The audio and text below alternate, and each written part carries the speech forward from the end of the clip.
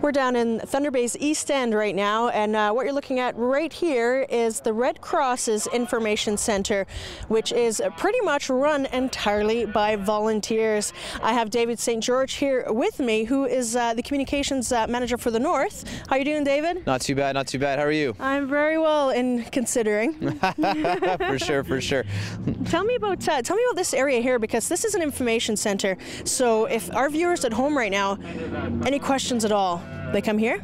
Well, this is the Red Cross Information Center. What we have going on here is for people who are affected, they can come here, get information about the services available for the Red Cross, maybe what steps to take after a flooding, and we can also help try to connect to other agencies in the community. We have information from the city here as well, also the fire department's command post. So we're happy to sort of be a hub here, and we've moved here to the St. Peter's Church because this has become sort of a community hub. So we're bringing the Red Cross services to where the people are, so they can be involved and aware of what's available to them in the community.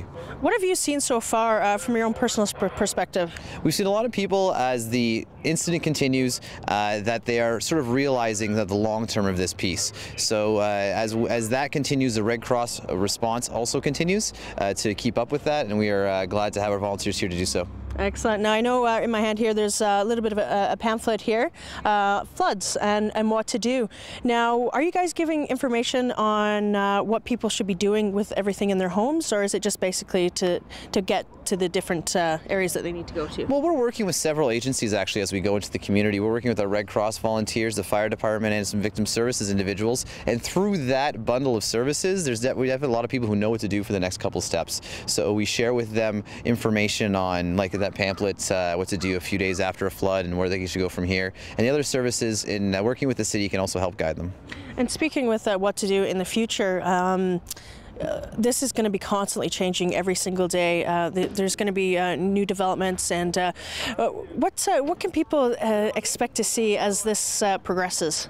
Well, like I said, after flooding, we're going to expect to see people noticing things that the standard effects of flooding. You know, we have to worry about mold being an option. We have to worry about stability and things like that. So that's why we're going home to home to get these assessments to find out who needs what, and that way working with the city to make sure everyone gets the proper care. Do you know what kind of numbers we're looking at right now for damaged homes? As of right now, no, but that number does grow and change. Like you said, a disaster is a growing beast, and we will get those numbers as time goes on. Now, what's it been like? What have you noticed for volunteers? Like you said, it's all volunteer run. What have you noticed from Thunder Bay?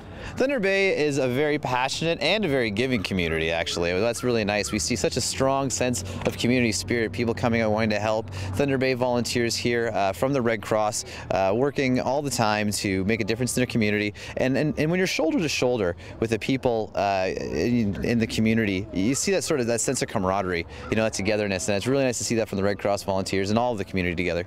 Great. Well, thanks so much, David. I appreciate it. It was great to see you and to meet you. Thank you. Stay tuned. There's a lot more coming up on Shaw TV.